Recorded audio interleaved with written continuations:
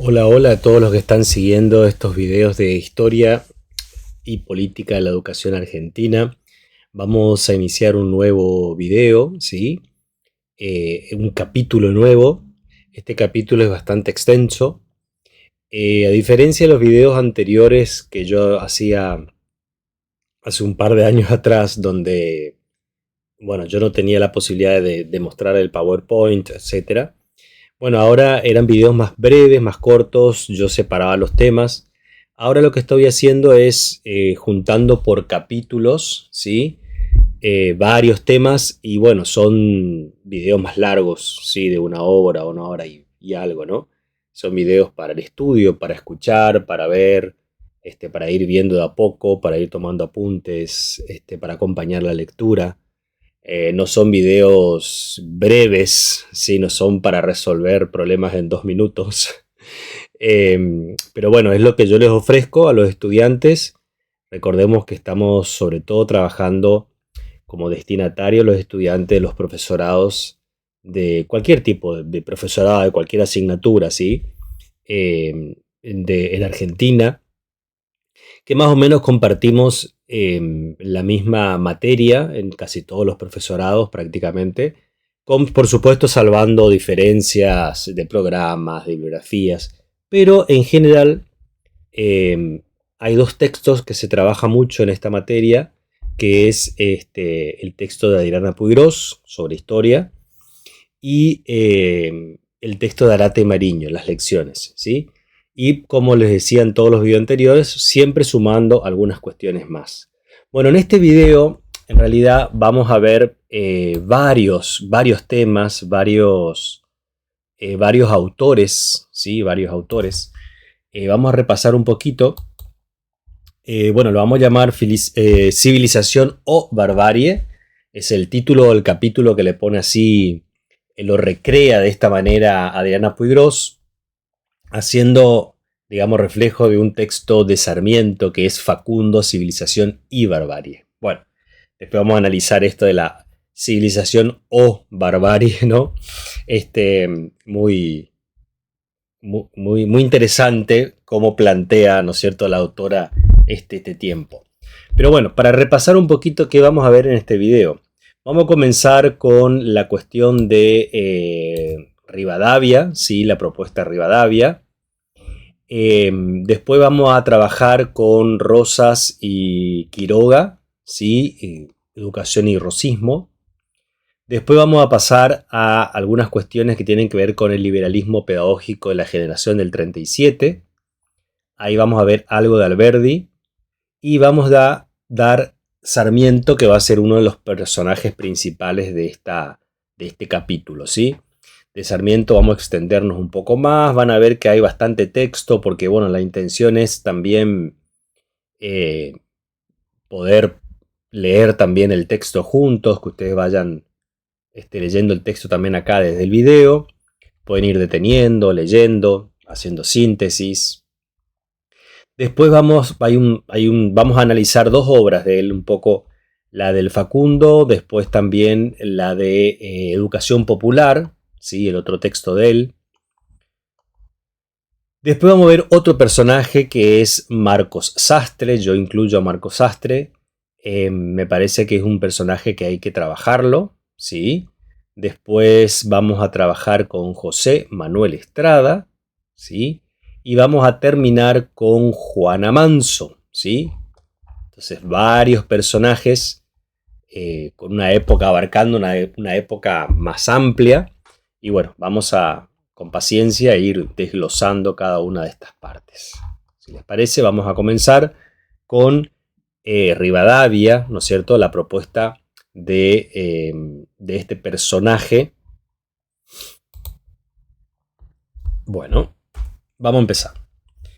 La autora Puigros llama a como subtítulo a esta parte, ¿no? Una educación con bastón y levita, ¿sí? Haciendo alusión a dos, en realidad, lo del bastón y la levita hacen alusión a una moda que va a ilustrar una época, ¿sí? Una moda, es decir, accesorios de moda, tanto el bastón como la levita, ¿sí? La levita sería un poco el traje este que usan, el estilo de traje, fíjense, un estilo del caballero de la época, ¿no? Un modelo muy europeo que llega a Buenos Aires y que se instala en Buenos Aires también, siendo Buenos Aires una de las referentes también de moda como reflejo de Europa, ¿no? El bastón va a ser un accesorio de moda, de poder, ¿sí? Muchos de estos bastones a veces eran bastones cortos, que no eran claramente de apoyo, sino como una especie de, emulando un cetro, ¿no? Algo así, representando el poder, la galera, distintos tipos de galera, bueno, el traje. Claramente, este tipo de vestuario y de moda lo utilizaba una determinada clase social, un determinado estrato social, y bueno, marcaba también una cosmovisión, un paradigma de cómo se ve a la vida, a la sociedad y a las personas desde un lugar determinado. En este caso, ¿no es cierto? Estas personas con este tipo de accesorios, esta moda, están justamente representando a una clase social concreta, ¿no? Bueno, en este caso, a Bernardino Rivadavia vamos a colocarlo dentro de este grupo social, por así decirlo, ¿no? Donde el autor llama de arquetipo de conservadurismo liberal, ¿sí? Eh, este dato de que Bernardino Rivadavia es el primer presidente argentino, también recuerdan que habíamos dicho con Urquiza, y siempre el debate, si bien desde el lado de la historia esto se resuelve mucho más sencillamente, a veces los manuales, sobre todo en la primaria, secundaria, por momentos aparece como Rivadavia el primer presidente, por momentos Urquiza. La cuestión es que, bueno, el primer presidente constitucional, ¿sí? A partir de la Constitución del 53, 1853, va a ser Bernardino Rivadavia. Anteriormente las presidencias, es decir, no eran como una especie de votación o acuerdo en asambleas, ¿sí? Entonces, como un primer representante más o menos global de la Argentina, sí vamos a ubicar a Rivadavia, pero constitucionalmente sería Urquiza, ¿no? Entonces, bueno, no, la idea no es detenernos tanto en esto, se puede investigar después más a fondo, ¿no? Pero bueno, ese dato puse ahí, dejé ahí porque va a aparecer en los textos también, ¿no? Bueno, este personaje, Bernardino Rivadavia, lo conocemos de nombre, es muy reconocido, por supuesto. Él nació en Buenos Aires el 20 de mayo de 1780 y va a morir a mediados prácticamente del siglo XIX, 1845, ¿no? Él ideológicamente se va a adherir a lo que va a ser el utilitarismo, o vamos a reconocer como el utilitarismo inglés, filosóficamente hablando, y a las ideologías más conservadoras, ¿sí? Sobre todo un modelo de ideología conservadora que va a ser la ideología francesa. Su interés, su centro, su foco va a estar, ¿no es cierto?, pensado más que nada para el destinatario, el público porteño, ¿no es cierto?, de esta clase social determinada, por eso dice porteños de levita, y pretendía desembarazarse un poco del interior del país. Y en realidad era el gran debate también, la gran grieta en la época, ¿no? Buenos Aires centro, ¿no es cierto? Y el resto del país. Y dentro de Buenos Aires, este grupo social, ¿no es cierto? Este grupo más hegemónico, que va a ser la oligarquía porteña, luchando y todo el tiempo pujando por el poder. Bueno, de esta clase social, por así decirlo, va a ser Bernardino Rivadavia. Y vamos a ver un poco lo que más nos interesa acá, que es la cuestión educativa, ¿sí? Vamos a llamar a esto imaginario rivadaniano y el imaginario de los caudillos progresistas. Vamos a ver por dónde pasaba, porque esto sería una especie de primer descripción de lo que va a ser la grieta, ¿no? El modelo napoleónico de educación va a ser un poco el imaginario rivadaviano. El modelo napoleónico en representación sería una especie de pirámide donde la universidad está en la cúspide como una especie de rectora, ¿sí? de los distintos establecimientos educativos.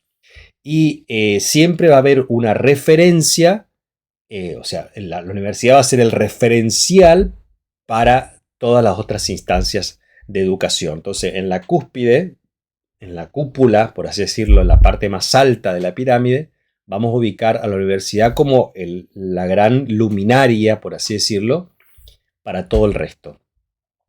Y en este imaginario vamos a hablar de una centralización completa de la educación, centrado concretamente en el poder porteño, ¿sí? Entonces, un gobierno y una educación pensado desde, ¿no es cierto?, el poder porteño.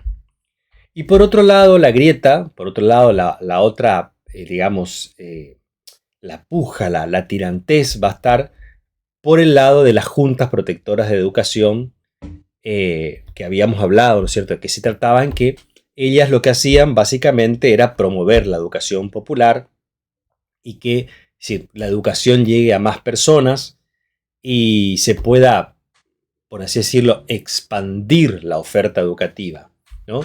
Entonces, el imaginario educativo de los caudillos progresistas que no estaban, digamos, centrados en Buenos Aires, promovían todo lo que era el aumento y el poder de las juntas protectoras de educación, provinciales, locales, municipales, como podríamos llamarle. Es decir, descentralizar la educación del poder porteño, lograr más autonomía y participación activa, como dice ahí, de las provincias en los sistemas educativos. O sea, era el modelo contrario al modelo rivadaviano, va a ser esto de buscar la descentralización del poder, tanto gubernamental, político como educativo, de Buenos Aires, y velar más también por los intereses que están fuera de Buenos Aires, ¿sí?, del interior del país. Bueno, en este modelo rivadaniano de educación, la movida de Rivadavia fue un poco, toma el modelo lancasteriano, que habíamos estudiado, el modelo de Bell Lancaster, ¿no?, del alumno o estudiante monitor, que era una forma de propagar y expandir la oferta educativa. Él lo va a tomar y lo va a adaptar para las escuelas de Buenos Aires concretamente.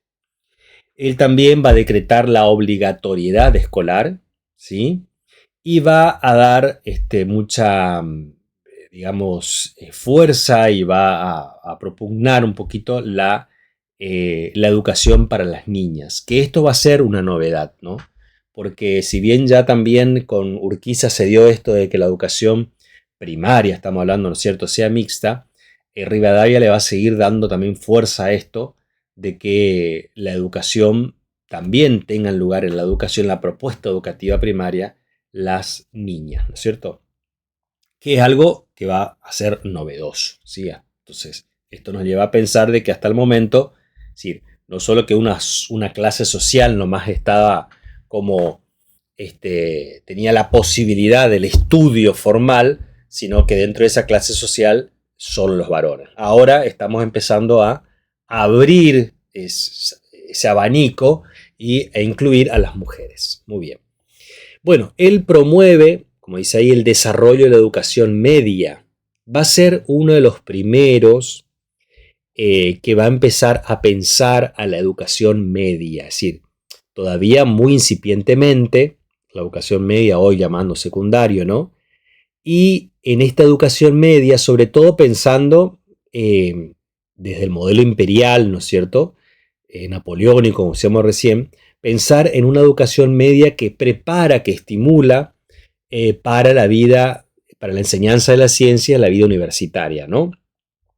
Entonces, como dice ahí, es un modelo imperial. Entonces, pensando ya una educación media con un propósito, que es la preparación a lo que va a ser la universidad, la vida universitaria. Muy bien. En este modelo de educación que él va a proponer, de educación media y sobre todo la educación media, va a ser un modelo laico. Esto también es una característica importante. Empieza con esta cuestión de la laicidad. Recordemos que laico no tiene que ver con lo anticlerical, sino tiene que ver con lo no confesional, en este caso no confesional y no confesional católico concretamente, es decir, no involucrar las cuestiones educativas y del Estado con cuestiones religiosas. El sujeto que imagina, siempre está bueno hablar del sujeto imaginario, educativo o pedagógico imaginado por un personaje que analizamos, en este caso Rivadavia.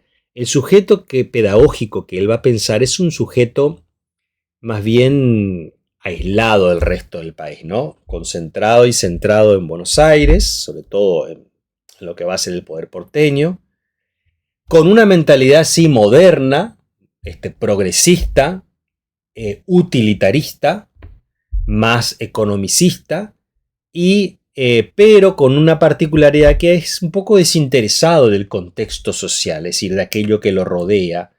Entonces, muy centrado, muy ensimismado, ¿no es cierto? Educado, formado, pero todavía no abierto a otras realidades sociales, contextos sociales diferentes. Entonces, vamos a hablar de una educación, por supuesto, mucho más elitista, ¿sí? Más concentrado en una élite, en un sector social, sobre todo, ¿no es cierto? Bueno, y así vamos a,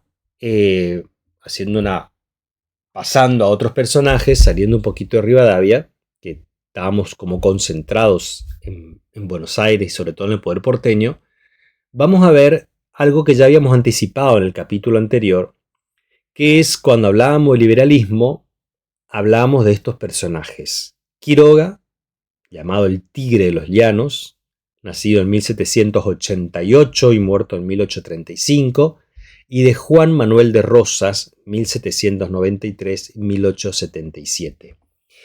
De Rosas vamos a detenernos un poco más ahora y vamos a ver el modelo, ¿no es cierto?, educativo. Y Facundo Quiroga es un poco el inspirador del libro Facundo, Civilización y Barbarie, el texto de Sarmiento, que vamos a ver ahora por qué él o para qué lo tiene en cuenta, ¿no? Bueno, como dice el título, el tradicionalismo conservador, nacionalismo y exaltación de lo popular. A ver, si bien ambos van a compartir características, tenemos dos propuestas educacionales, dos modelos educativos. El representado por Facundo Quiroga, que es un modelo prohispánico, ¿sí? Podríamos volver a llamar colonialista, ¿sí?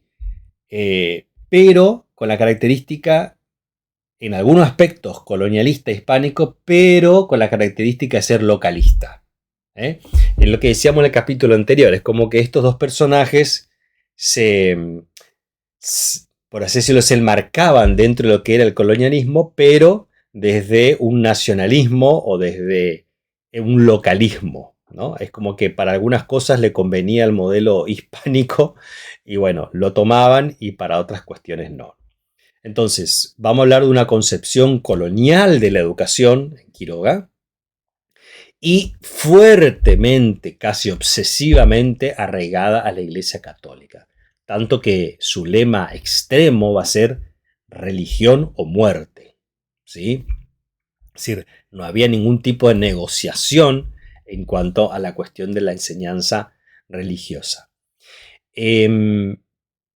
Facundo Quiroga va a defender los intereses del interior del país. Él representa los intereses riojanos, pero va a representar a esa porción social que está fuera de Buenos Aires, ¿no? Y va a estar justamente en contra de esta imposición centralista porteña, ¿no es cierto?, y del capital inglés. Por otro lado, lo vamos a tener a Juan Manuel de Rosas, que acá hacemos una síntesis, pero ahora vamos a desarrollar un poco, que es esto. A Rosas la vamos a tener como un colonialista, ¿no? Un prohispánico, en ese sentido, igual que Quiroga, con la característica de ser un nacionalista, localista, católico también, igual que Quiroga, y, por supuesto, conservador. Esto de conservador va a estar muy ligado siempre históricamente a lo militar, ¿no? Expulsó a los intelectuales liberales, que él lo llamaba afrancesados, que ahora vamos a ver de quiénes se trataban, porque acá se va a referir directamente los enemigos, por así decirlo, los que va a poner como enemigos Juan Manuel Rosas es la generación del 37, que este grupo de intelectuales liberales, que él lo va a llamar afrancesados, como una especie de burla, ¿no? Él va a homogeneizar los programas escolares y lo va a hacer llevándolos hacia el plano del conservadurismo popular, ¿no? Él va a estar en contra del modelo educativo que había propuesto Belgrano, un modelo de educación obligatoria, pública, con métodos modernos y liberal. Es decir, va a estar en contra de este progresismo liberal moderno que proponían, ¿no es cierto?, Moreno, Belgrano, etc. Él va a ser, y esto a partir de ahora van a ver que se va a repetir esto, y sobre todo en muchos gobiernos militares, ¿no? Y comienza acá un poco la historia. La transferencia todo el tiempo de lo público a lo privado. Una de las explicaciones más sencillas es justamente achicar el gasto del Estado, por así decirlo, que no es solo achicamiento de gastos, sino liberarnos de un compromiso, ¿no es cierto?, que tiene que ver con la educación pública. Entonces, se transfiere todo lo que está a cargo del Estado a la instancia privada, y eso es menos gasto para el Estado, por supuesto, y bueno, representa, por así decirlo, un modelo de país, de economía, de gobierno. En cuanto a los docentes, esto es una síntesis, ahora vamos a desarrollar un poquito más. El tema de los salarios de los docentes, algo que Belgrano, Urquiza, después va a velar mucho por esta cuestión. Los salarios de los docentes y el mantenimiento de las escuelas se van prácticamente a eliminar del presupuesto. Y esto es gravísimo, ¿no? Porque la educación ya no va a ser una cuestión del Estado, va a ser una cuestión de aquellos que van a poder, como en otros momentos históricos, la antigüedad y la Edad Media, van a poder acceder a aquellos que pueden, digamos, que tienen recursos materiales para poder acceder. Esto es un paso atrás de lo que se había logrado ya en otras instancias. Bueno, ¿de qué se trata un poco el federalismo rosista? No tan detalladamente, pero por lo menos algunas características. Acá tenemos dos imágenes, ¿sí? Tres imágenes, ¿no? Acá abajo, el margen inferior derecho, tenemos las famosas cintas punzó, ¿sí?, que usaban en la época. Estas están en el Museo de Buenos Aires. Ese cuadro de la hija de Manuelita Rosas, la hija de Juan Manuel de Rosas, con el vestido rojo representando, ¿no es cierto?, los colores del partido, diríamos hoy, que representaba los rosistas. Este cuadro está en el Museo de Bellas Artes de Buenos Aires. Y abajo una imagen, ¿no es cierto?, de dos clases sociales, pero las dos clases sociales, tanto la servidumbre, ¿no es cierto?, algunos esclavos o servidumbres de mujeres y hombres negros de raza, ¿no es cierto?, que trabajaban en esa época como servidores de una casa, ¿no es cierto?, en las clases sociales altas, y un personaje, ¿no es cierto?, que representa a la alta sociedad, pero ambos compartiendo algo en común, que es el tema de la cinta punzó, que representaba el rusismo, y el color rojo siempre prevaleciendo. Bueno, esto es una imagen, pero una imagen que habla, ¿no?, que denota y connota cuestiones. Bueno, el federalismo rosista va a obligar, ya hablando concretamente de las cuestiones educativas, ¿no?, va a obligar. El rosismo es una imposición de poder. Acá no hay una negociación, es decir, es una dictadura y obliga a los docentes a adherirse a la ideología del gobierno. Los que no lo hacían, los que no se sumaban a la propuesta del federalismo rosista, van a quedarse santeados, es decir, fuera del cargo, sin el cargo, sin la posibilidad de seguir trabajando como docentes. Él impone el uso de esta divisa punzó, que es el que representa el color oficial, por así decirlo, del rosismo. Todos los empleados públicos, los docentes y todos aquellos que trabajaban lo que sería, diríamos, para el Estado, van a tener que usar esta cinta. Era obligatorio, ¿sí? Se establece el cobro de los aranceles en las escuelas primarias públicas. Recuerden que esto era algo que ya con Belgrano se había sacado y ahora es como que vuelve con una fuerza muy importante, ¿no es cierto? El cobro de aranceles ya no va a ser la educación gratuita para las escuelas del nivel primario público, ¿no? Y aquellos que, bueno, que no podían pagar iban a quedar, digamos, sin la posibilidad de seguir estudiando. Entonces, con esto se está reforzando esta cuestión de que la educación va a ser privada, ¿sí? Y que, bueno, el que podía acceder, como decíamos hoy, lo iba a hacer y el que no quedaba fuera del sistema, ¿no? Bueno, va a haber un fuerte control sobre los docentes extranjeros. Y había una especial por así decirlo, resistencia y oposición a los extranjeros, sobre todo españoles y franceses, que eran los dos, por así decirlo, tipos de extranjeros que Rosas va a negar, que va a rechazarlos y que se va a poner en contra, ¿no? Porque el español para él representa el poder que en realidad él está llevando adelante, el mismo poder, pero de manera local, aunque rechace, y el modelo de los franceses, que es para él Francia, y el modelo francés representa la modernidad, esta cuestión del progreso, del progresismo que él tanto va a rechazar y de hecho va a llamar a este grupo de intelectuales de la generación del 37 afrancesados, como una manera despectiva.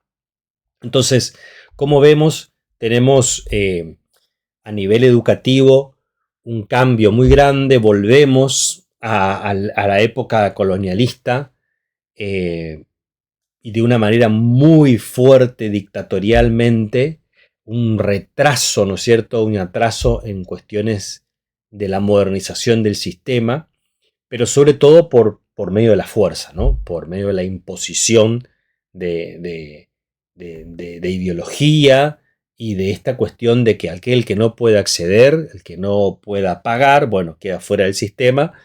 Y con esto lo que se está haciendo es que, bueno, los pocos que puedan pagar, que va a ser la élite de los grandes poderosos, van a ser los que se van a poder formar y, por supuesto, el día de mañana gobernar.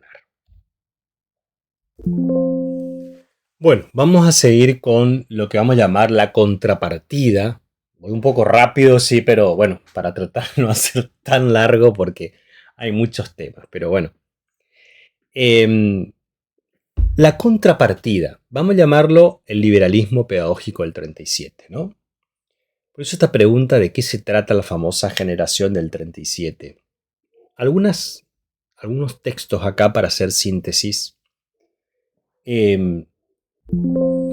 La generación del 37 son un grupo de jóvenes liberales que se sentían como responsables de la cosa pública. De hecho, la república, la res pública significa esto, la cosa pública, la cosa de todos.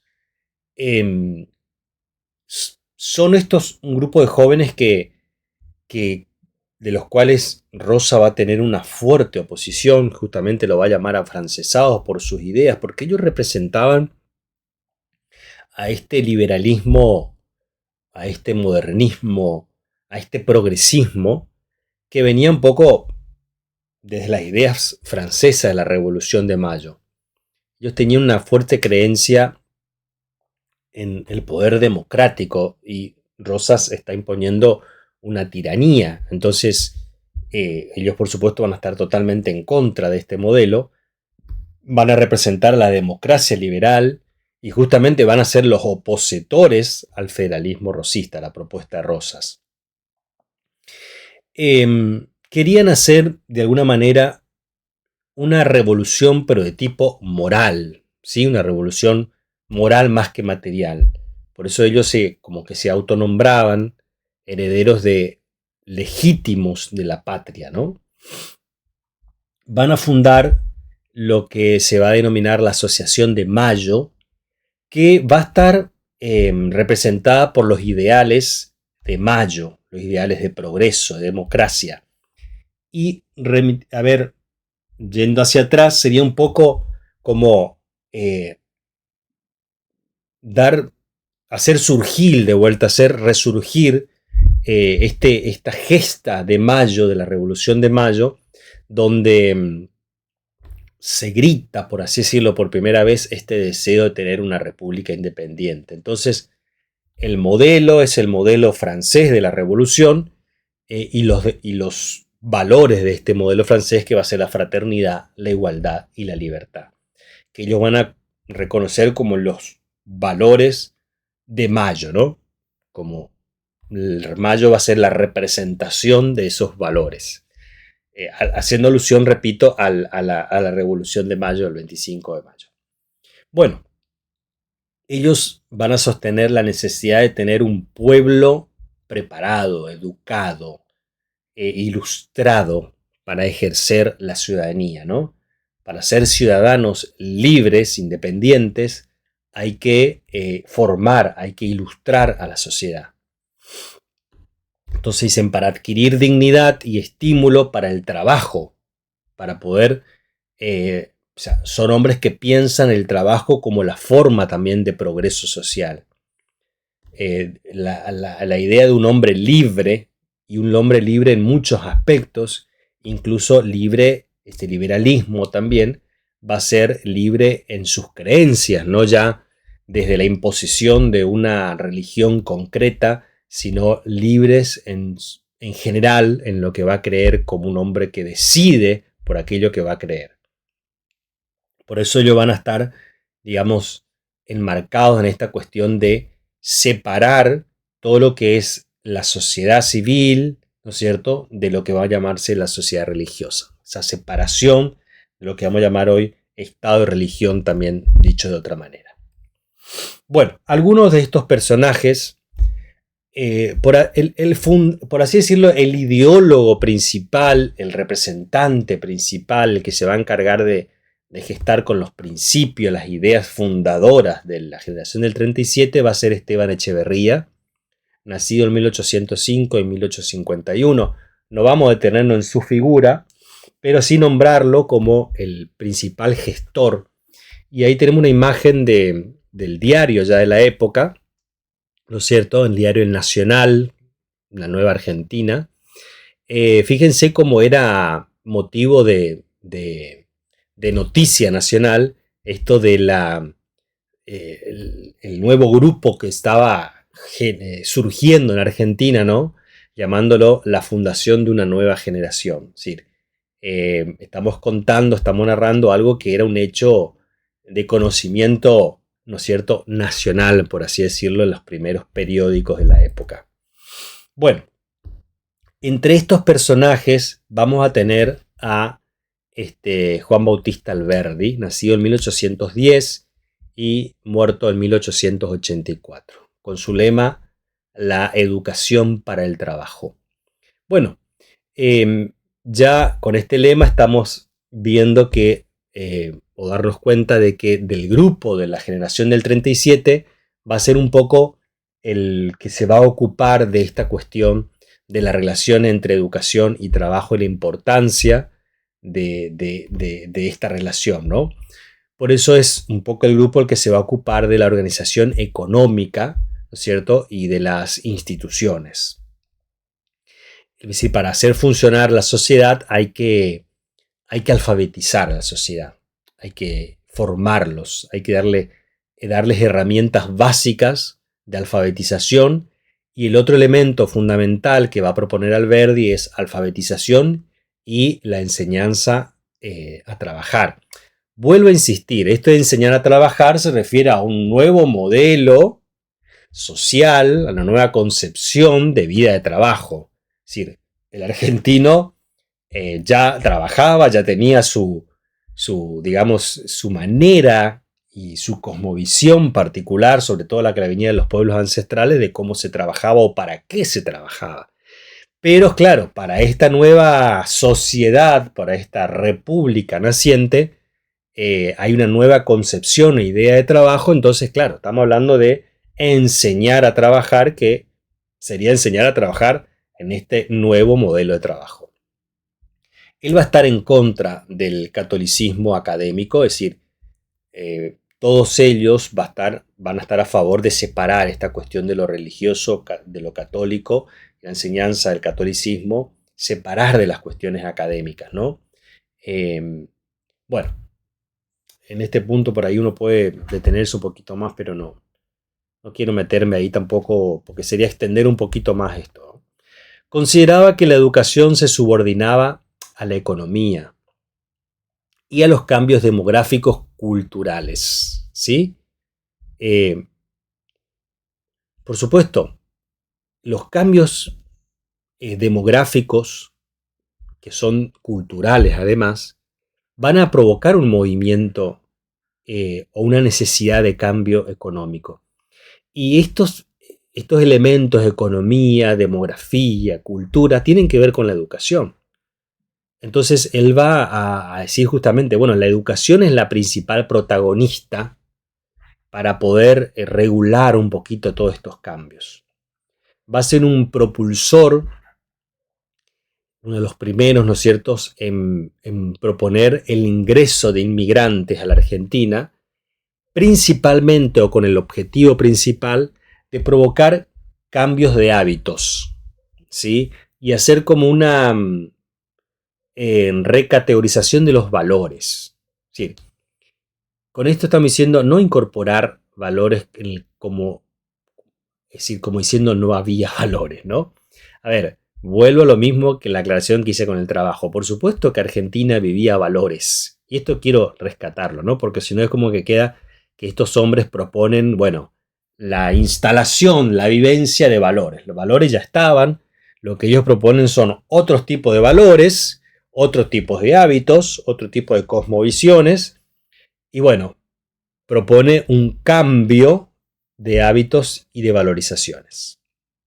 Que después se puede discutir si estos valores, estos hábitos nuevos que van a proponer, sirven o no sirven, están bien planteados o no, pero de que es un hecho de que están preocupados por esta cuestión, sobre todo para lograr lo nuevo que se están proponiendo, bueno, proponen un cambio de hábitos y valores.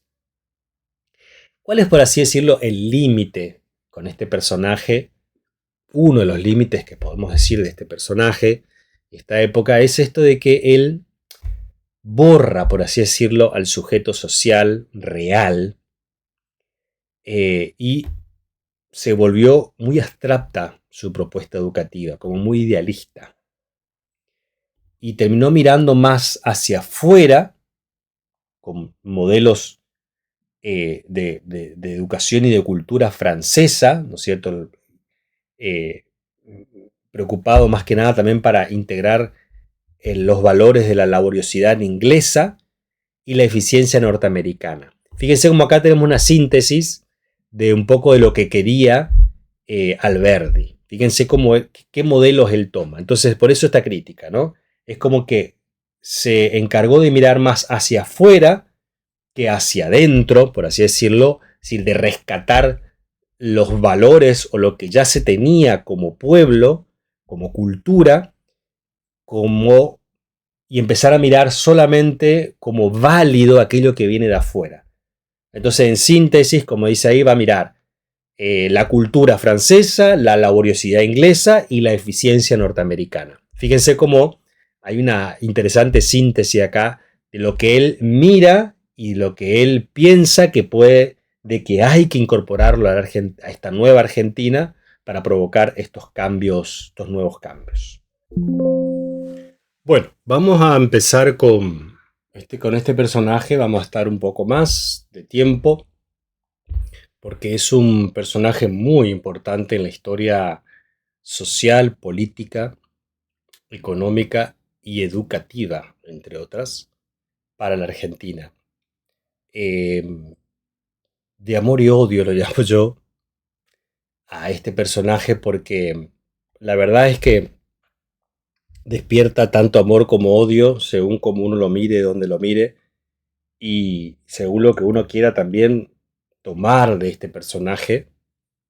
Yo creo que es un personaje que así como en otros lugares del mundo es una referencia de estudio, en Argentina tenemos que seguir profundizando el estudio de este personaje, sin dejar de ser críticos, por supuesto, y tratando de ver un poco todo, ¿no? Este, como decimos, lo bueno y lo malo, las luces y las sombras, bueno, en general, ¿no? Porque es un personaje que da, que hay mucha tela para cortar acá.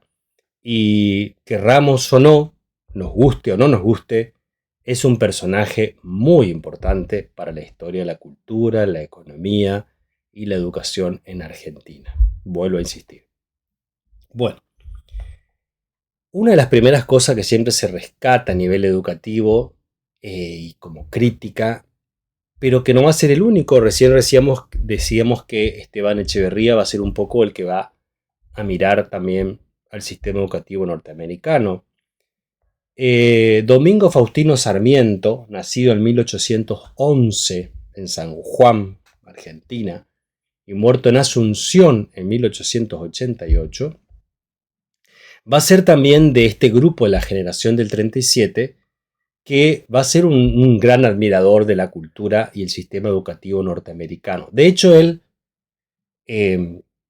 sería un capítulo aparte hablar de la historia y la vida de la biografía de Sarmiento, que no nos vamos a ocupar ahora, pero de hecho él estudia al sistema educativo norteamericano mientras él está como ministro de Educación en Chile. Él va a ir a Norteamérica y va a estudiar Norteamérica e Inglaterra, y va a estudiar de primera mano, va a vivir, va a vivenciar allá mismo cómo es el sistema. Después va a volver y lo va a implantar, por así decirlo, lo va a proponer tanto en Chile como en Argentina. El éxito en Argentina se sigue evaluando si fue o no, pero de que de acá vienen un poco sus ideas y que los conoció de primera mano, eso es un hecho, ¿no? Un hecho histórico. Bueno, él va a tener un fuerte rechazo, esta es otra de las cuestiones que también se lo critica muchísimo, un fuerte rechazo de la cultura hispánica, no tanto sobre la cultura hispánica, sino que él va a responsabilizar a la cultura hispánica del atraso latinoamericano, incluso debiéndose hasta una cuestión sanguínea, es decir, esta combinación sanguínea de españoles e indígenas. Él va a remarcar mucho esto como un gran problema, ¿no? Esto, una crítica fuerte que él va a hacer al conquistador español, ¿no? Conquistador español que vino, que se aprovechó de las tierras, que saqueó las tierras, que violó a los indígenas, que se aprovechó de las mujeres. Entonces él va a hacer una fuerte crítica sobre esto y va a decir que justamente esa combinación sanguínea que se dio termina siendo un problema después, más adelante, un problema cultural. Entonces va a decir, hay una cuestión de sangre acá, esto del retraso que viene por culpa de la forma en cómo obró el español. Entonces, uno puede, por supuesto, pensar esta crítica que hace Sarmiento y decir que, bueno, en realidad él apunta en contra de los indígenas y únicamente solo en contra de ellos, o en realidad también empezar a ver que su crítica fuerte no es al indígena únicamente o directamente, sino es también al hispano, a los españoles conquistadores que provocaron, ¿sí?, como causantes de estas desgracias, ¿no es cierto? Lo va a llamar él desgracias, con estas estas cuestiones que tienen que ver con el atraso en esta idea de pueblo nuevo, de república que se quiere instalar. Sarmiento está entre estos hombres, primeros hombres que quieren un cambio, que quieren fundar una república, está en la etapa fundacional, ¿no? Entonces empieza a buscar, digamos, las formas y por supuesto todo aquello que tiene que, por así decirlo, sacar de circulación o modificar o cambiar. Y esto le llevó, me parece a mí, a opiniones muy fuertes, muy radicales y también a metodologías, no solo concepciones, sino también formas de trabajar y de proceder que son criticables. De hecho, él va a dividir a la población entre los que vamos a llamar educables y no educables. Y si bien su lema va a ser educación para todos, todos no se refería a todos en general, sino a todos los que él va a considerar educables. Entre estos educables van a estar, los no educables, vamos a empezar por los no educables, van a estar los indígenas y los gauchos, ¿no es cierto? Entonces, estos no educables, que van a ser identificados como los indígenas y los gauchos, es como que no había no había arreglo, vamos a decirlo así, no había una manera de poder lograr un cambio pensando y teniéndolos a ellos como protagonistas.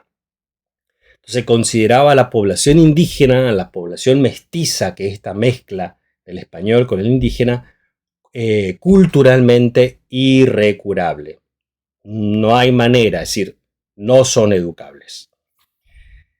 Y este es uno de los puntos donde más se lo critica, por supuesto, por esta concepción que después se convierte también en una metodología de trabajo.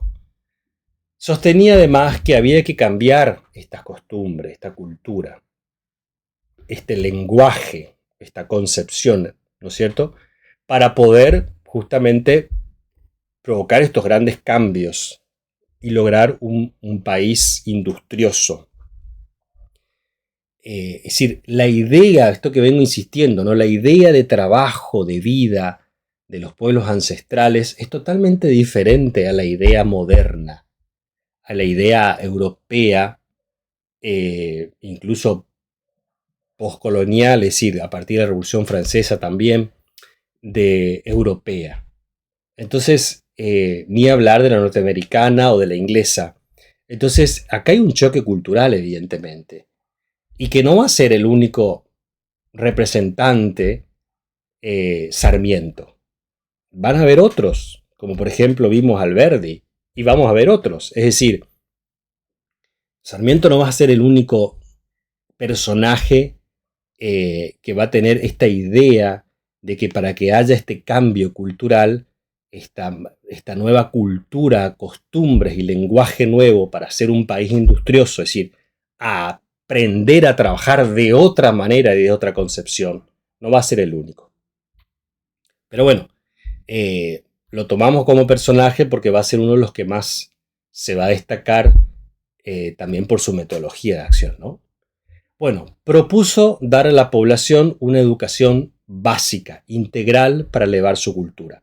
Y acá empieza a tenerse en cuenta aquello que también tenemos que rescatar. Él va a ser de la idea de que hay que formar a la población en general. Si queremos una población que trabaje, industriosa, etc., tenemos que formarlo, capacitarlo. En esto va a ir de la mano de las primeras ideas de Belgrano. Por supuesto que acá otra vez tenemos que abrir el paréntesis y va a ser, bueno, esta porción de educables. Cuando hablamos de educación básica integral, elevar la cultura es de esta porción social. Con los otros no hay remedio, va a decir, ¿no? Pero bueno, está proponiendo una educación básica, elemental, para una sociedad que empieza a pensar y a independizarse también cultural y moralmente, ¿no? Bueno, acá, como un paréntesis, tenemos dos imágenes de dos textos, bueno, del diario El Sonda y del texto, uno de los textos originales, Facundo, Civilización y Barbarie, donde él, se va a referir a Facundo Quiroga, ¿no? Donde él propone básicamente dos modelos de país, dos modelos de cultura. Él dio mucha importancia al desarrollo de las escuelas de artes y oficios. Esto es algo también para valorar en Sarmiento. Sarmiento va a dar mucha importancia a la educación elemental, básica e intelectual, pero también la educación práctica, la educación concreta, el enseñar a trabajar en el desarrollo de distintas artes y oficios. Él va a proponer también una educación racional, científica, es decir, fíjense cómo él va a proponer las dos cuestiones, ¿no? La educación racional, la educación científica, más intelectualizada, pero también una educación de artes y oficios. Si bien después esto va a estar un poco dividido por clases sociales también, va a proponer, ¿sí? Va a decir, necesitamos las dos cuestiones, ¿no? Entonces, va a dar fuerza a una formación, va a apuntar a una formación de la moral, una nueva formación de las costumbres, para poder lograr este progreso económico y social. Es decir, es como que hay que cambiar el chip, va a decir Sarmiento, Alberdi, etc., ¿no? Para poder hacer este cambio en la manera de ver las cosas, hay que comenzar por lo más básico y elemental, que es la alfabetización. Y no va a considerar, y esto conectando con lo que dijimos más arriba, que la escuela va a ser la única encargada de educar. Esto es algo que hay que rescatar también de Sarmiento. Es decir, él no va a pensar a la escuela como única institución o único establecimiento o como establecimiento para la educación. El concepto de educación es más amplio y no se va a cerrar únicamente a la cuestión escolar. Consideraba que se necesitaba una preparación profesional, es decir, capacitar profesionalmente a los educadores. Va a ser uno de los primeros que va a no solo pensar, sino va a llevar adelante la formación de los primeros docentes en Argentina. Y este último punto, ¿no?, que va a volver un poco a algo que ya dijimos como síntesis, quiso construir un modelo educativo para que opere, dice así, sobre la sociedad. Un modelo educativo para que transforme la sociedad, cambiándola y controlándola, imponiendo un modelo de ser, un modelo de sentir, un modelo de hablar a quienes se escapan de la categoría de bárbaros, es decir, lo que llama no educables. Es decir, está proponiendo un modelo, un cambio profundo, un cambio esencial, un cambio que va a las raíces. Fíjense que estamos hablando de un modo de ser, de sentir y de hablar, provocar este cambio para, o sea, un modelo educativo que llegue a este cambio para esta nueva Argentina, donde está por dejar afuera a aquellos que consideran no educables. Esa es la parte criticable, ¿no es cierto?, hasta reprochable que podemos dar a Sarmiento, y teniendo en cuenta también todas las otras intenciones. A mí me gusta mucho hablar de Sarmiento y me cuesta también a la vez, como me pasa cuando a veces tengo que nombrar algunos partidos políticos, porque yo siento que muchas veces caemos en fanatismos y eso para mí hace daño, es decir, porque no nos deja pensar de distintos lugares. Y todos los personajes tienen luces y sombras. Me parece que hay que, de todos, tratar, hacer el esfuerzo de rescatar todo. Y no, digamos, empecinarnos en hacer monstruo de un personaje o santo, ¿no? Es decir, me parece que son extremos. El santo y el monstruo, el santo y el demonio son extremos. Yo creo que todos, y sobre todo pensar de que cada uno de estos personajes, pensarlo en el contexto en que están, en que surgieron, en el que están viviendo. Si conocemos de sus intenciones, mejor aún, porque me parece que es hacer un poco justicia con el personaje. Entonces por eso a veces me cuesta mucho, porque para no caer en los extremos, en los fanatismos, y dejar de decir Sarmiento, de tomarlo como un monstruo o tomarlo como un santo. Me parece que ni santo ni monstruo, ni santo ni demonio. Acá hay un personaje concreto con sus pros y sus contras, con cuestiones criticables, con cuestiones admirables y que hay que tratar de rescatar las dos cuestiones. Bueno, en síntesis, ¿qué se imaginó Sarmiento? Si hablamos del imaginario, para hacer síntesis de todo esto. Él está pensando en un nuevo orden, un nuevo país, una nueva cultura, un nuevo orden. Y esto está vinculado al progreso. En esto va a estar, por eso él va a ser parte en este punto del grupo de la generación del 37. Y de todos estos hombres, estos personajes que pensaron en este nuevo orden. Hombres, y también vamos a ver ahora una mujer muy importante en la historia de la educación argentina. Acá va a haber como un versus también en Sarmiento, en esta época, que va a ser, bueno, el desierto versus la extensión. Ese va a ser el gran debate también, que después lo va a llevar, pero mucho más radicalmente, Roca. La expansión, la extensión de la Argentina, porque la Argentina del progreso, por así decirlo, en este momento ocupaba la parte central del país, el litoral y el NOA, porque originariamente comenzó todo por ahí, pero hacia el sur y hacia el norte, Argentina está visualizada como un gran desierto. Entonces, la tierra está, lo material está, ahora falta el trabajo. En estas tierras, sobre todo son tierras habitadas todavía por los indígenas, con toda una concepción de vida totalmente diferente. Entonces, el desierto que van a llamar, que después se va a convertir en conquistas del desierto, van a ser conquistas sobre todo llevado adelante por Roca, donde, bueno, vamos a ver más adelante, va a haber también va a haber exterminio, se va a repetir de alguna manera la historia de lo que fue allá en el siglo XV, con el ingreso de los españoles. Es decir, yo creo que parte de la historia se va a volver, se va a vivir con diferentes maneras, formas e intenciones, pero metodológicamente va a pasar en algunas cuestiones bastante parecido. Y eso también hay que ver y también hay que ser autocríticos con estas cuestiones, ¿no? Bueno, él va a pensar en este nuevo orden a la industria, un país industrializado, con manufactura, un país con mucha riqueza para explotarla.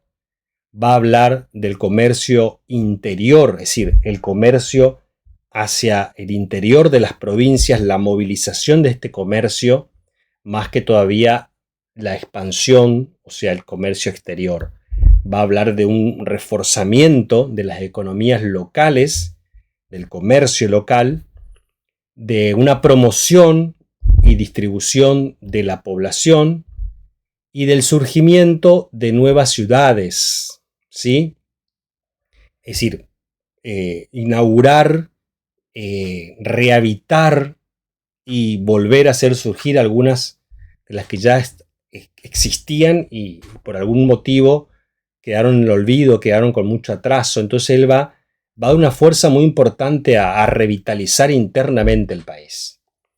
Va a organizar la educación pública. Su gran trabajo va a ser por la educación pública. Pro educación pública. Para Sarmiento, la educación es una cuestión del Estado, es público, tiene que llegar a todos. Sabemos que todo ya tenía una diferencia también, pero es una educación más popular, ¿no es cierto? De hecho, vamos a tener un texto que se va a llamar la educación popular, con rentas pero adecuadas y un ministerio propio. Es decir, la educación va a tener que tener una organización, ¿no es cierto?, exclusiva, para ver un poco la importancia que él le va a dar. Desarrollo y libertad de prensa, va a seguir con las ideas de Moreno y otros, ¿no?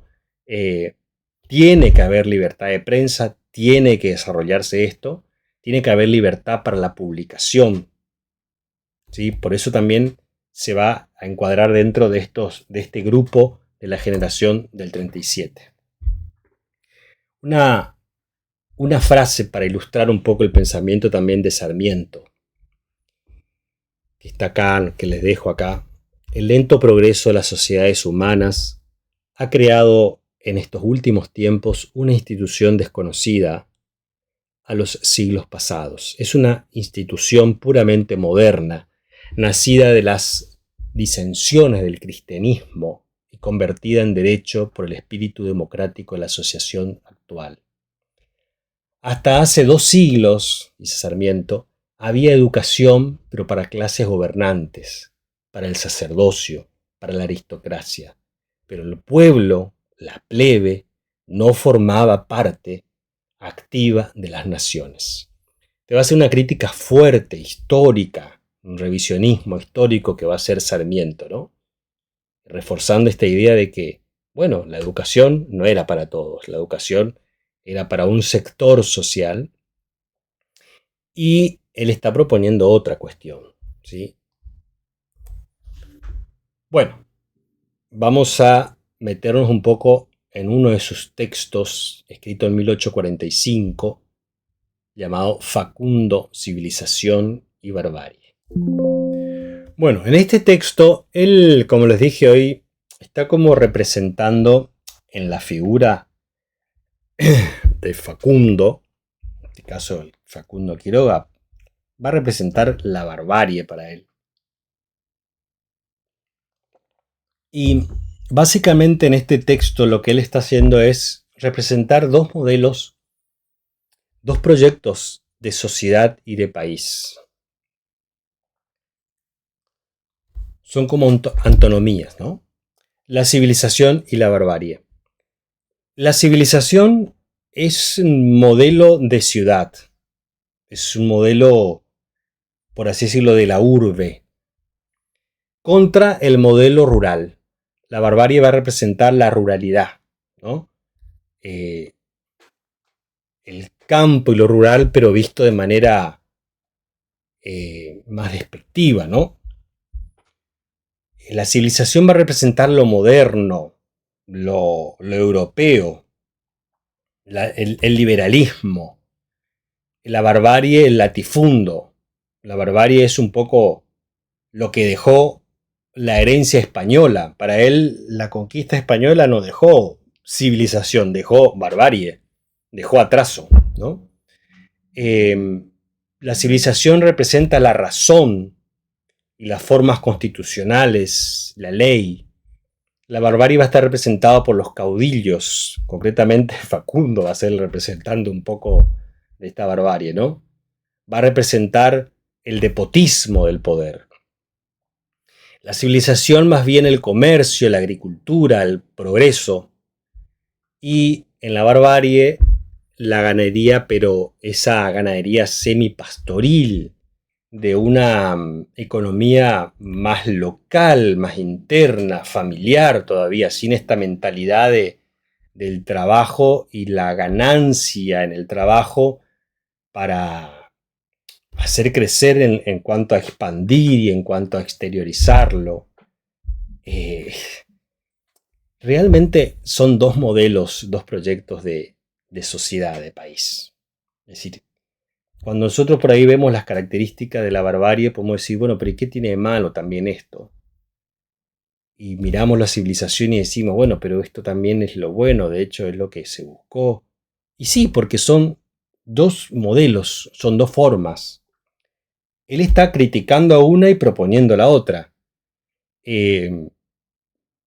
Porque la ganadería semipastoril, la ganadería o la explotación de la tierra y la explotación del ganado para la subsistencia más bien doméstica, familiar, un grupo pequeño, y no está mal. El tema es que para la idea de país que tenían estos personajes, el proyecto que tenían, las propuestas que hacían, estos modelos de estas formas de trabajar y de cosmovisión era un modelo que no le servía, que le representaba en realidad atraso. Por eso va a haber tanto rechazo, ¿no? Bueno, en otro texto de la educación popular, que lo escribe en 1849, Sarmiento, que justamente después que él hace este viaje por Europa, pero Europa hablamos sobre todo Inglaterra y Estados Unidos, después también, él va a hacer una vivencia muy profunda en la escuela normal de Chile, ¿no es cierto? Entonces en Chile él escribe esta obra, ¿no es cierto? Teniendo en cuenta su viaje, o sea, la síntesis de lo que él ve en el viaje, más su experiencia en la Escuela Normal de Chile, él va a escribir esta obra, ¿no? Este texto de la educación popular. Y va a decir, la educación pública, él lo va a pensar como la partera, como la madre. Fíjense, la educación pública como la madre, la partera de la nación moderna, es decir, la que va a ayudar a parir, más que la madre, la partera, la que va a ayudar a parir a la nación moderna que necesitamos. Es la educación pública la encargada. Hay una conceptualización, él conceptualizó a la instrucción pública y reafirmó la necesidad de implementarlo en Sudamérica. Y su propuesta, de hecho, va a ser tomada por otras culturas, por otros países. Es decir, va a ser un modelo, la instrucción pública propuesta por Sarmiento. La educación pública la va a pensar como cumplimiento de un derecho común de todos los hombres, como un modo, es decir, la educación va a ser la manera, el acceso al ser ciudadano. Él va a decir que es necesario poder cultivar la inteligencia, la razón, ¿no es cierto? Y la educación va a pensar como sinónimo de civilización, tomando lo anterior. Si queremos civilización, queremos una patria civilizada, necesitamos educación. Y de esta forma se va a, por así decirlo, generar un modelo republicano de país. Para disciplinar al personal de la nación hay que tener orden, proponer la industria, crecer en la riqueza, y para eso hay que prepararse, alfabetizarse, formarse, etc. En educación popular él también va a decir que la educación tiene que ser dada desde las primeras infancias, ¿sí? Una educación pensando en la educación primaria, y la educación tiene que estar a cargo del Estado. Es decir, el Estado tiene que hacerse cargo de la educación. Esto, su raíz ya está en Belgrano, después Urquiza y también Rivadavia incluso van a insistir en esto. No así Rosas, veíamos que él va a proponer un retiro del Estado de este compromiso, ¿no? Y él dice, Sarmiento, un padre pobre no puede ser responsable de la educación de sus hijos, tiene que hacerse cargo el Estado. Criticándolo, es decir, hay una herencia de la colonización española, hay un atraso intelectual, un atraso industrial que quedó con la conquista española. Debido también, dice, a la incorporación de los salvajes, refiriéndose a los pueblos originarios, a los gauchos. Y entonces él va a marcar una diferencia entre América del Sur y América del Norte. Para él, América del Norte, Estados Unidos concretamente, va a ser un referente histórico a quien mira como modelo. Y bueno, también es una de las cuestiones que se lo critica mucho a Sarmiento. Él propone el cambio social como una condición para el progreso. Es decir, queremos progresar, hay que cambiar el chip, hay que provocar un cambio social, y para eso necesitamos alfabetización elemental básica y una alfabetización para aprender a producir y para aprender a consumir. Una de las frases que vemos en la educación popular dice, es un hecho fatal, fíjense, que los hijos sigan las tradiciones de sus padres. ¿Qué porvenir aguarda México, el Perú, Bolivia y otros estados sudamericanos que tienen aún vivas en sus entrañas, como no digerido alimento, las razas salvajes o bárbaras indígenas que absorbió la colonización y que conservan obstinadamente sus tradiciones de los bosques, su odio a la civilización, sus idiomas primitivos y sus hábitos de indolencia y de repugnancia desdeñosa contra el vestido, el aseo, las comodidades y los usos de la vida civilizada? Una fuerte crítica, ¿no?, a otros países como México, Perú, Bolivia, ¿no? Que todavía, él dice, ¿qué va a pasar con estas civilizaciones, con estas culturas que todavía protegen tanto a los indígenas o dependen tanto o todavía están como aferradas a esta idea del rechazo a la civilización, ¿no? Bueno, este es otro de los puntos que él también lo criticamos, ¿no es cierto? Es una fuerte crítica que él hace, ¿no? Es decir, ¿qué puede pasar con estas tradiciones, ¿no es cierto?, que todavía están enmarcadas dentro de esta cultura de lo que él va a denominar lo no civilizado. Bueno, la gran pregunta es, queremos una nueva civilización, hay que estar formados, pero ¿quién se va a encargar de la educación formal? ¿Sí? ¿Quién se va a hacer cargo de la formación de la educación formal?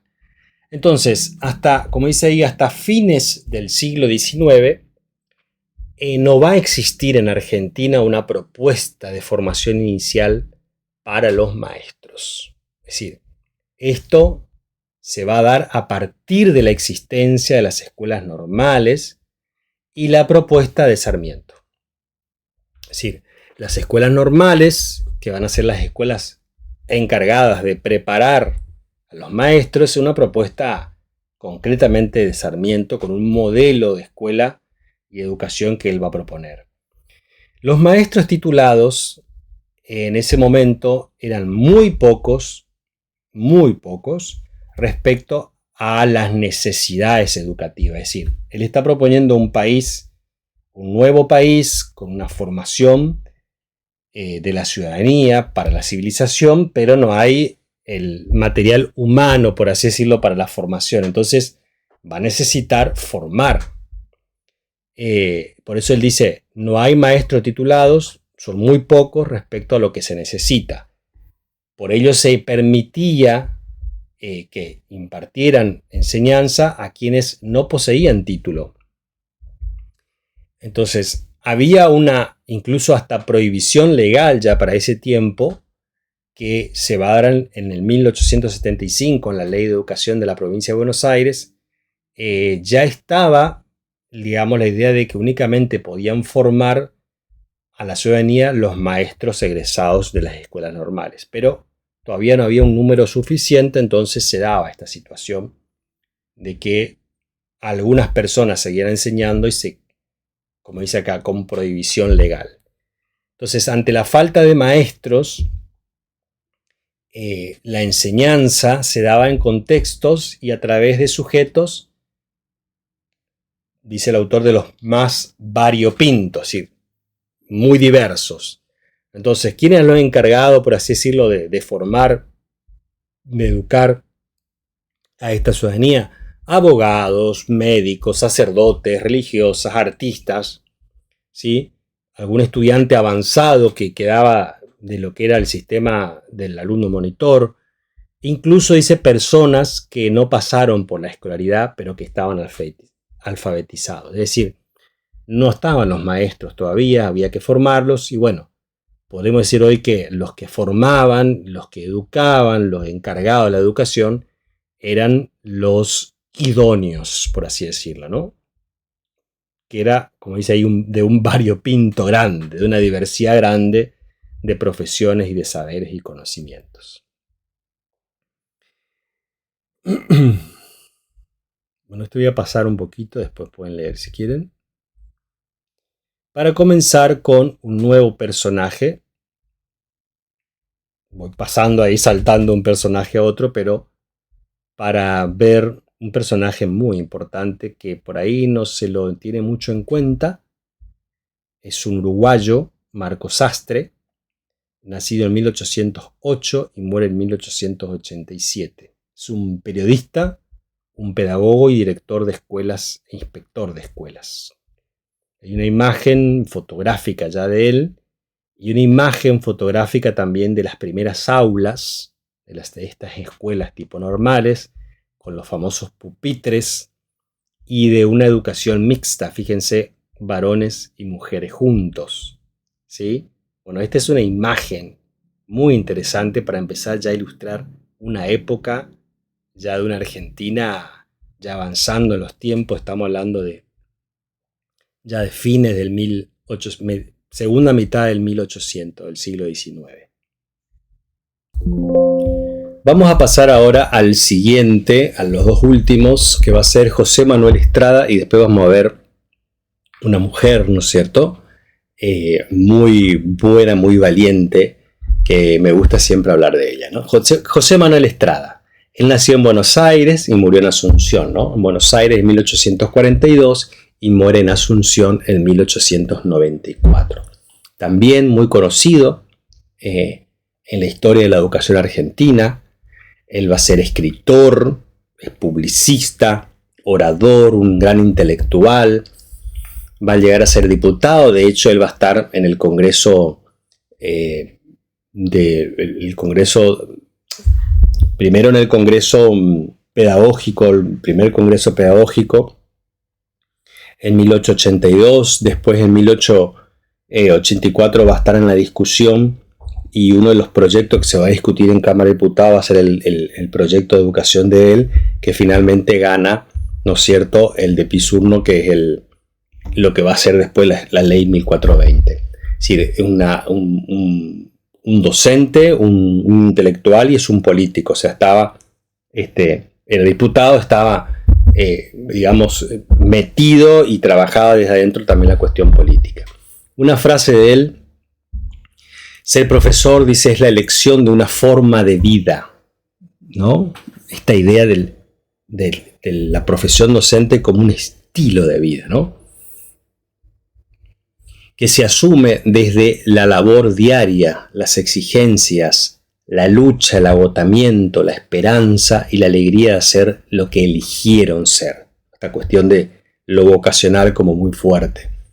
Pasaron sus años, pasaron los tiempos, las épocas, y bueno, seguimos, de alguna u otra manera, está todavía como sobrevolando esta idea, ¿no?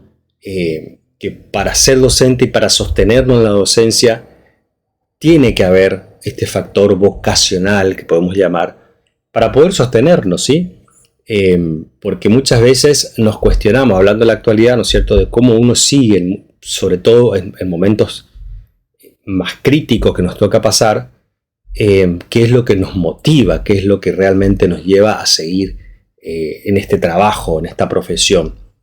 Fíjense estas palabras de Estrada ya desde aquel momento, ¿no? Dice: las exigencias, la lucha, el agotamiento, la esperanza, la alegría de hacer lo que se eligió ser. Sin justificar las injusticias, sin justificar la corrupción y el maltrato que hay, pero pensar también, porque la única manera también de sostenerse en esto, para qué uno eligió esta profesión, ¿no? Que no es una profesión cualquiera. Entonces, interesante siempre volver a esa pregunta. Bueno, José Manuel Estrada. Él consideraba, como dice ahí, que el hombre es una fuerza asociada que, en tanto ser doméstico y ciudadano, debe ser también educado física y espiritualmente en la vinculación con sus semejantes. Otra vez, y él va a ser pro educación religiosa, católica, confesional, por supuesto. De hecho, su proyecto, él era los que estaba del lado de la grieta de la educación confesional. Entonces van a insistir mucho en esta cuestión. Para lograr la educación moral, igual que va en la línea de Sastre, se requiere de la preparación que da la educación informativa. Él va a rechazar, ¿no es cierto?, la moral independiente, incluía la doctrina religiosa sobre la que se va a basar la educación moral. Entonces, lo religioso y lo moral siempre van a estar ahí aliados. Y él va a dar una moral independiente, ¿sí? No una moral que dependa de principio, por ejemplo, del Estado o de algún pensamiento político, entre otras cuestiones. Entonces él propone un sistema, propone toda una organización escolar durante 6 años. Entonces fíjense, acá empezamos ya la etapa en donde se empieza a proponer planes organizacionales, estructuras escolares.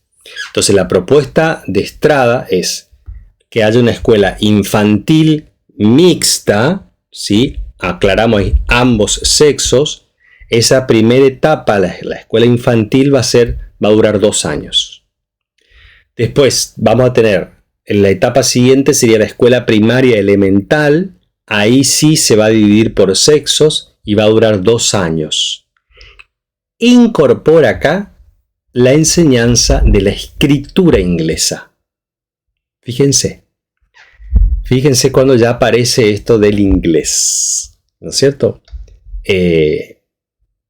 Para los del profesorado de inglés, donde doy clase, les muestro siempre, insisto, esto de cómo aparece en la historia de la educación, esto de la enseñanza del inglés, ya en qué momento histórico, fíjense, fines del 1800. Acá en Argentina ya como obligatorio propone Estrada.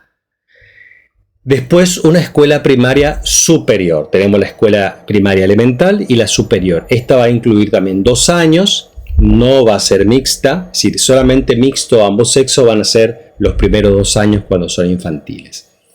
Y acá se va a enseñar francés. Después de muchos años, esto del inglés y el francés se va a trasladar a la escuela media.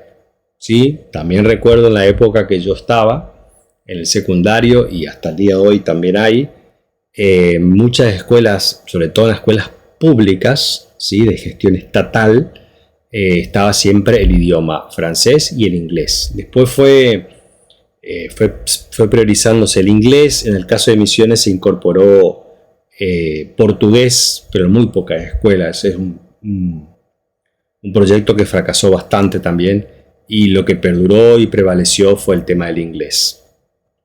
Pero bueno, de acá ya viene, de esta época, viene un poco los primeros pasos en esto de la enseñanza del idioma. Entonces 6 años, él ya piensa en una escuela, un ciclo escolar de 6 años, escuela infantil, escuela primaria elemental y escuela primaria superior. Va a estar en contra de los castigos corporales, sigue en la línea de Belgrano, de Urquiza, ¿no es cierto?,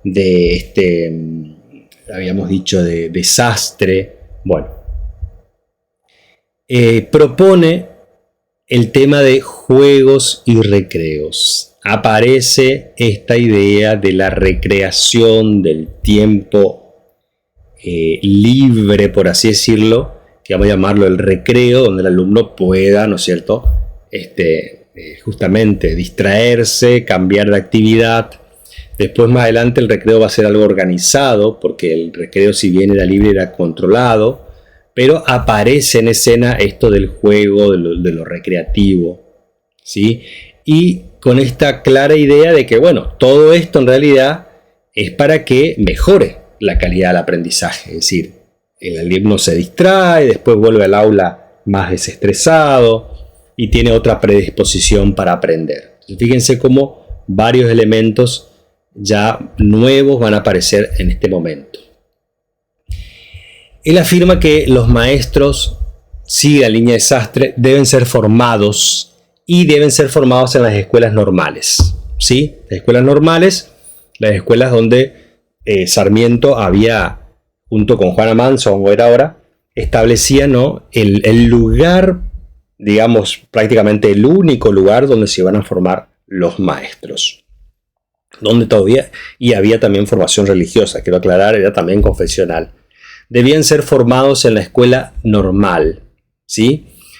Que no solo enseñaban conocimiento científico, también morales y ciudadanos. Y digo lo de lo confesional porque si bien la escuela normal eran los maestros para el Estado, formar al ciudadano, y ya era para una escuela laica, en realidad esto fue poco a poco, porque antes de la ley 1840, la ley de 1420 de 1884, las escuelas normales ya estaban y ya formaban, pero todavía no estaba esto de la laicidad. Entonces, los primeros tiempos, la enseñanza de la religión y los elementos religiosos, los ritos religiosos seguían presentes, ¿sí? Desde su matriz católica, ¿sí? Recuerden que él es confesional católico, entendió que el maestro tiene como una fusión de dos perfiles. El maestro es como un padre de familia y también el del sacerdote. Empieza esta idea de que el educador, el maestro, es padre, ¿sí? Madre, en todo caso también, y el sacerdote. Entonces empieza esta idea de que la educación y el rol del docente se asociaba al de un sacerdote, ¿no?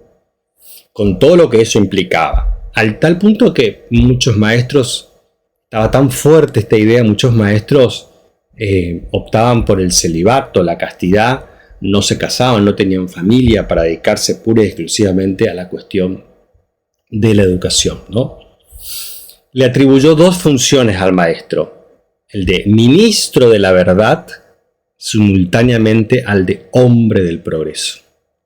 Y acá se instala esta idea de que el maestro es la imagen superior, ¿no es cierto? La persona más respetada, la persona más reconocida, porque realmente tenía una autoridad moral, porque era el ministro de la verdad, era quien tenía la última palabra y la verdad, ¿no? Pero también era el hombre, la mujer del progreso, para esa Argentina, para que te enseñe a la ciudadanía y a progresar, ¿no es cierto?, en este nuevo rol, por así decirlo, del ciudadano que se estaba instalando. Bueno, ¿cómo debía organizarse la educación? ¿Cuál debe ser su agente? ¿El Estado o el pueblo? Y ahí queda la pregunta que vamos a ver un poco qué es lo que él proponía. Bueno, habíamos quedado en esta pregunta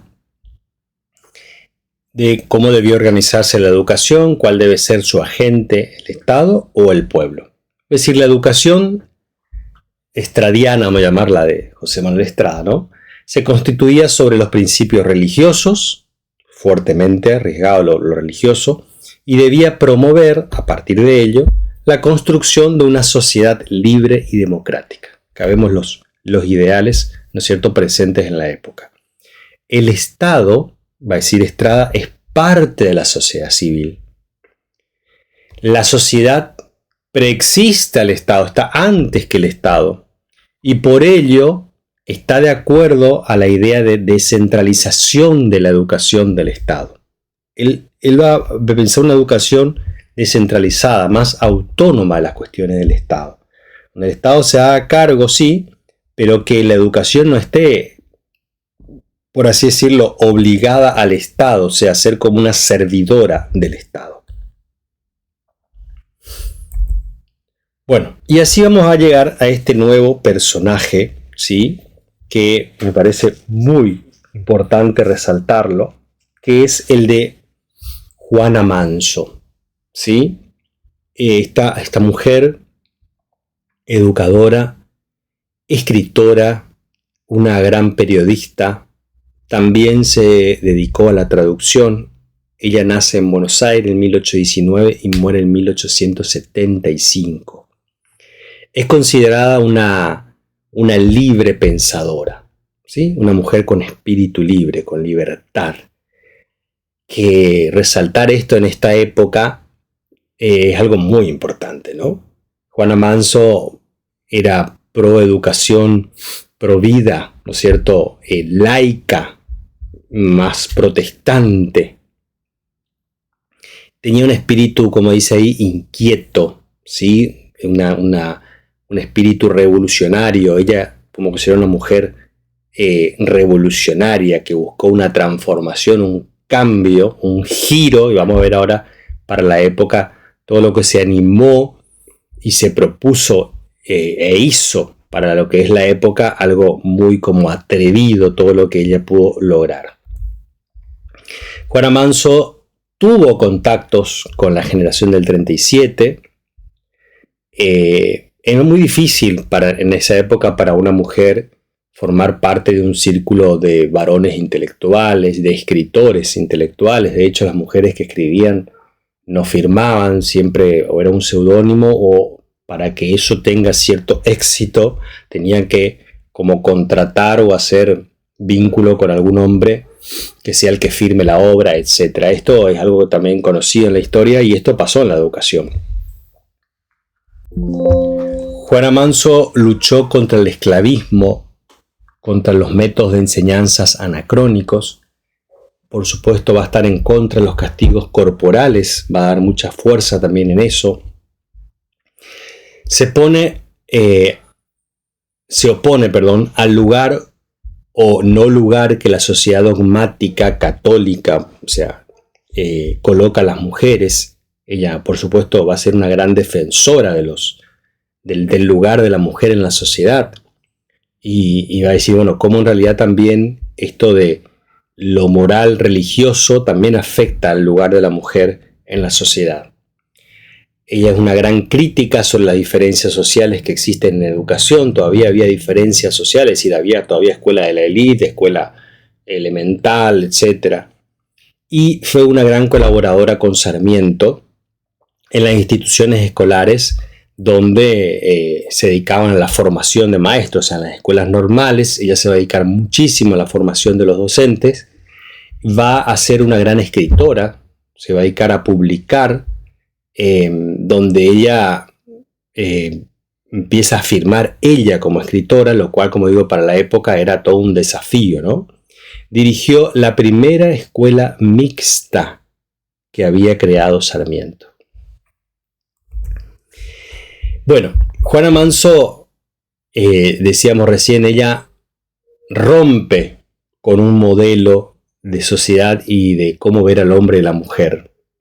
Entonces, ella es como que va a romper estas representaciones patriarcales, ¿no es cierto?, de patriarcado que había en la época. Dice, conozco que la época en que vivo, soy en mi país un alma huérfana y una planta exótica que no se puede aclimatar. Esto le escribe a su colega Marie-Main, ¿no?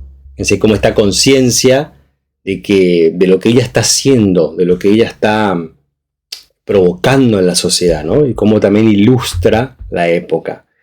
Luchó por la emancipación y el protagonismo de las mujeres, tanto en el ámbito social político como también en el educativo. Porque por ahí ya en el educativo se le fue dando mucho más lugar a la mujer, pero todavía a nivel político era impensable el lugar de la mujer, ¿no? Y lo afirma Miriam Stowell, dice, la igualdad de capacidades y oportunidades, el derecho a la realización y el desarrollo personal de las mujeres estaban excluidas del círculo público. En este contexto, dice, Juana Manso irrumpe, busca interrumpir, ¿sí? Es su propósito, en tareas y espacios sociales que hasta el momento eran de dominio casi exclusivo de una cultura varonil, ¿no? Reafirmando esto que veníamos diciendo, ella se va a proponer tomar el lugar que ella consideraba que la mujer tenía que estar y fue muy consciente de los pasos que estaba dando y de las marcas que iba dejando. Detectó las grietas y las incompatibilidades e incoherencias entre los discursos y los hechos, y esto lo denunciaba, y generó espacios, buscó dar visibilidad a su género como mujer, ¿no es cierto?, con voz femenina, el lugar, tener voz, presencia. Fíjense que las mujeres estaban en el anonimato, es decir, si bien, como yo les daba un ejemplo, lo más reciente, que si bien, por ejemplo, escribían, tenían producciones, la escritura, no firmaban ellas, siempre firmaba un varón para que eso sea reconocido y pueda ser aceptado, o por medio de seudónimos. Así que un personaje muy importante, ¿no? Ella va a ser la que impulsó la creación de los jardines de infantes, Juana Manso, ¿no? La creación de jardines de infantes. Va a impulsar, va a seguir dando importancia a la enseñanza gradual, ¿sí? Y también lo que había empezado Estrada, que era esta cuestión de la utilización del juego, de la recreación, pero ya no solo como recreación, sino al juego como también didáctico, ¿no? Como al juego como para aprender, ¿sí? Con un fin didáctico. Promovió para los alumnos que se iniciaban el sistema de la mesa de arena blanca, así se llamaba, ¿no? Entonces, este era un método donde dice, a través de él, los niños, las niñas, dibujarían con comodidad las letras del abecedario y pasarían luego a las sílabas, y de la piedra se trasladaría al papel. O sea, él comenzaba, acá cambia el método, acá va a empezar a ir letra por letra, después las sílabas. Eso lo iban a hacer en una, como que practicaba en un cuadro así, como en una matriz de arena. Iban practicando, y después, una vez que ya habían practicado las letras y las sílabas, eso recién ahí iban a empezar a hacerlo en el papel. O sea, no trabajar directamente en el papel, sino practicar primero en la arena. Método. Colaboró con Sarmiento en la revista pedagógica Anales de la Educación Común, que es una revista que durante muchos años estuvo presente, vigente, ¿no? Bueno, ella va a estar trabajando ahí como escritora, ¿no? Al punto de que llegó a ser directora de la revista. Una mujer, por supuesto, con una cabeza vanguardista, moderna, no solo por esto que decíamos, lo de la reivindicación del lugar que le va a dar la mujer y su condición de emancipada, liberada, ¿no? Una mujer con ese claro propósito, sino también por los modos en los que puso en circulación sus ideas, a través de la lectura pública, las conferencias, las traducciones de textos. Estamos hablando de una mujer plenamente protagonista en una época donde estaban tenías a un costado o en un segundo plano, hasta tercer plano las mujeres, ¿no? Ella va a empezar a ocupar espacios, oficios que históricamente estaban reservados para los varones. Ella va a empezar a ocupar esos lugares, ¿no? Entonces ella está consciente de que no iba a haber emancipación sin conocimiento. La mujer tiene que ser formada, preparada, si quiere también ser libre.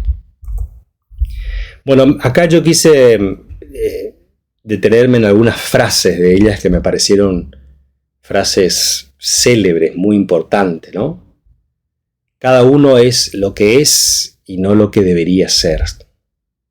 Frases que hoy escuchamos mucho en psicología, vemos en memes, y fíjense esta frase de dónde está originada, ¿no? Cada uno es lo que es y no lo que debería ser. Inútil es decir a los hombres sois libres si no se les enseña a hacerlo. La educación para la libertad. La educación debe ser costeada por todos y para todos. Por todos y para todos, ¿no? Muy interesante. La educación tiene que ser también una cuestión del Estado y tiene que llegar a todos, evidentemente. En eso va en la línea un poco de Sarmiento. Y esta última frase que resalté acá con negrita, me parece para la época una cosa descomunal realmente, cómo marca el propósito que ella tuvo, y lo ilustra muy bien. Dice: Quiero y he de probar que la inteligencia de la mujer, lejos de ser un absurdo o un defecto, un crimen o un desatino, es su mejor adorno. Acá, esa parte irónica, ¿no? Es la verdadera fuente de su virtud y de la felicidad doméstica, porque Dios no es contradictorio en sus obras, y cuando formó al alma humana, no le dio sexo. No, esta frase es una declaración de muchas cuestiones sociales que había, ilustra muy bien, ¿no? El debate que había hasta incluso de si la mujer tenía inteligencia o no. Ella arranca, ¿no es cierto? Quiero probar la inteligencia de la mujer. Fíjense todo lo que se decía sobre la misma, ¿no? Absurdo, un defecto, crimen, desatino. Se decía que era un adorno. Ella dice, bueno, sí, en todo caso es su mejor adorno, irónicamente, ¿no? Y esta idea está casi como una declaración teológica de quién es Dios y de las obras del Creador y las criaturas, ¿no? Dios no es contradictorio en sus obras. Cuando formó al alma humana, no le dio sexo. Juana Manso. La verdad que es muy interesante la labor de esta mujer. Siguiendo por ahí y coincidiendo con muchos de los anteriores que vimos, pero qué importante el trabajo de estos hombres y esta mujer, y seguramente muchas otras que había, que no fueron tan reconocidas como Juana Manso, pero que estuvieron presentes sin lugar a dudas. Tenemos el nombre Juana Manso, pero sabemos que también hubieron otras mujeres y ocuparon el lugar tan importante, ¿no es cierto?, para la educación. Bueno, como habíamos dicho, este era un video que iba a ser largo. Yo en la descripción voy a poner en realidad todos los temas que incluye. Es un video, no es un video corto para aprender en poco tiempo, es un video para escuchar, para tomar nota, para estudiar, y bueno, es lo que le ofrezco a los estudiantes para seguir narrando y comprendiendo algo de la historia. Bueno, hubo un accidente de por medio, así que voy a ver cómo puedo ensamblar dos videos en uno, y bueno, si no van a aparecer por separado. Bueno, nos vamos a ver en el próximo capítulo, que va a ser la organización del sistema escolar por medio de las primeras leyes, y después el próximo capítulo va a ser la fundación del debate pedagógico. Bueno, muy bien, nos estamos viendo en los próximos capítulos. Gracias.